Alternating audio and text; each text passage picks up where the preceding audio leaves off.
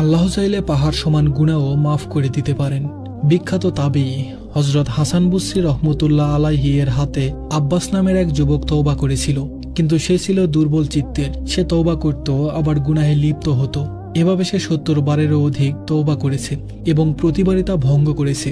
জীবনের শেষ মুহূর্তে যখন তার মৃত্যু ঘনিয়ে এলো, সে তার মাকে বলল, মা, দয়া করে হযরত হাসান বসরি রহমতুল্লাহ আলাইহির কাছে যাও, তাকে আমার কাছে নিয়ে এসো, যাতে আমি শেষবারের মতো তার হাতে তওবা করতে পারি। হয়তো আল্লাহ আমাকে মাফ করবেন। বৃদ্ধ মা হাসান বসরি রহমতুল্লাহ আলাইহি এর কাছে গেলেন এবং সালাম দিয়ে বললেন, আমি আব্বাসের মা, আমার ছেলে মুমূর্ষু অবস্থায় আছে, সে আপনার হাতে তওবা নবায়ন করতে চাই। হযরত হাসান বসরি রহমতুল্লাহ আলাইহি ভাবলেন, বারবার তওবা ভাঙলে মানুষের মনে পাপের প্রতি ভয় কমে যায়। তাই তিনি তাকে শিক্ষা দেওয়ার জন্য এবং তার মনে সত্যিকারের অনুশোচনা জাগানোর জন্য কঠোরতা দেখালেন। তিনি বললেন, যাও, এমন লোকের আমার কোনো প্রয়োজন নেই যে বারবার তওবা করে আবার তা ভঙ্গ করে।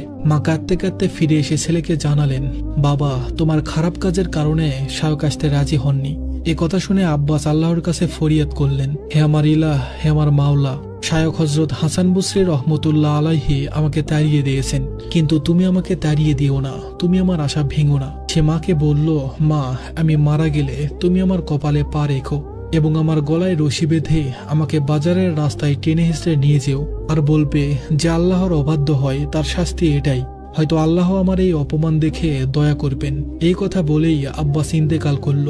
মা যখন তার কপালে পা রাখতে উদ্যত হলেন, তখন তিনি যেন একটা আওয়াজ শুনতে পেলেন, থামো, সিজদার জায়গায়, মানে কপালে পা রেখো না। জেনে রেখো, আল্লাহ তাআলা তাকে ক্ষমা করে দিয়েছেন এবং জাহান্নাম থেকে মুক্তি দিয়েছেন।